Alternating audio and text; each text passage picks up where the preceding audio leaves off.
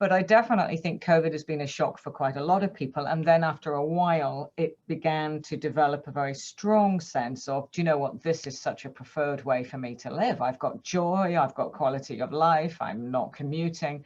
These things all really come with the package with you without them even being an obvious statement, don't they? They do. I mean, I do have to say it was a little, so my son, when we first came home from school, was 3. So that was tough.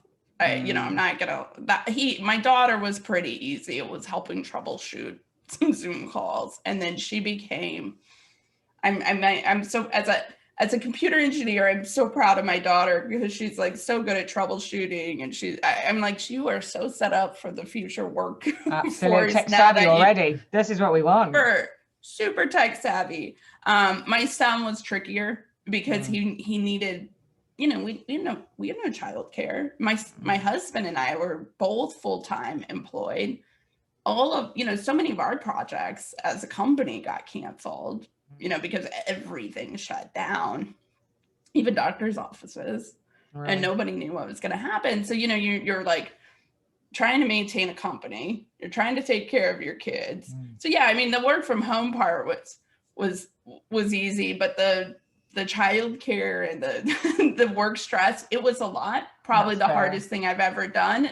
I always joke now that that's going to be my top line on a resume if I ever am looking for a job, because nothing ever in my career will top that. Absolutely. But you know, that's a hell of an achievement. It's a hell of an achievement. I mean, you know, so what do you feel that now that we are coming back, now that we are trying to engineer an alternative way of working, and, you know, in the UK, at least, we're a little slow, I would say to you. I think there's a very significant number of people, for example, who will not go back into regular work in London. Partly because the buildings don't lend themselves to being able to go up and down in a lift in such a way that, you know, you can get to the floor that you normally work on without having to make it on the stairs.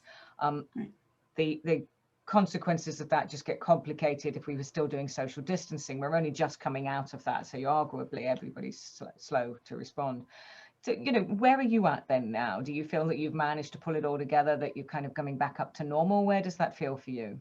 Yeah, I think for us, it took about 2 to 3 months. And I live in Florida.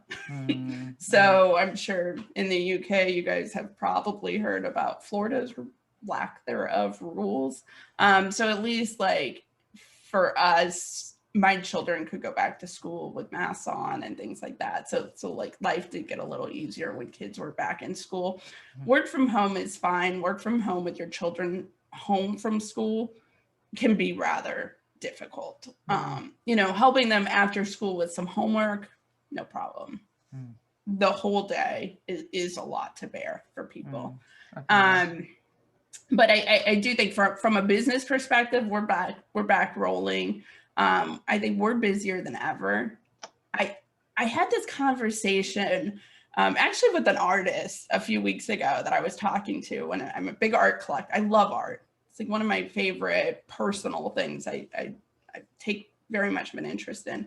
And he and I were talking, and we're like, why does it seem that we are so busy now when we were like so not busy last year? And I think to survive in business last year, I think the people who did well, or at least who managed, had to pivot, right? And you had to figure out like, okay, if I can do this and this and this, then I can at least pay my bills and make it through and not lay people off, right? Because that was my goal. If I can not lay people off and I can keep people employed and you know, everybody can still get paid and have benefits, we're good. That was my goal for 2020. I made it. But we pivoted, and we put all these irons in the fire, and we were just coming up with all these ideas. And I think now our normal business came back. Right. But our pivot business came back. It's already there too. Whoa. Okay. And so now we have all the business, and we're like, oh Lord. Oh, absolutely. So I think that's what changed for us.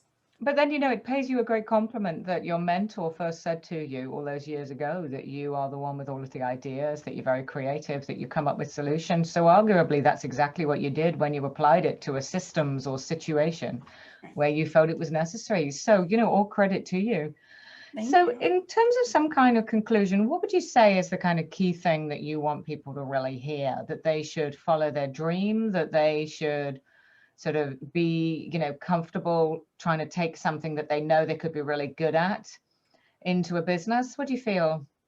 Like, I think when I think of why I made it versus other people, maybe I'm not afraid of things. And there were certain, like, I don't just jump head first into diving pools. Like, let me level set here a little bit, but I don't let fear get in my way. And I have learned, especially over 15 years, like, I have employees, I have all kinds of people get so stressed out. I can tell you the situations I deal with on a daily basis. For a lot of people, like when I talk to my friend, they're like, I don't know how you do it. And it doesn't really phase me in the same way. Even in the way it did when I was younger.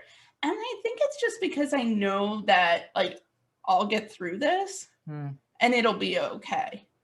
And you normally end up on the better side of things. But in that moment, you kind of feel like, oh my gosh. And so I think we always don't lead from a place of fear. No, you're a great advert for Feel the Fear and Do It Anyway, which I think is the great book. Yeah. So, right. you're Sure. really living it. Yeah, absolutely. Yeah. Laura, it's been a joy. Thank you so much. I would, with your permission, very much like to have you on our book so you can come back and tell us a little bit more, because I think, as a phase 1 chat, it's been a really great introduction into how Temp Dev are doing.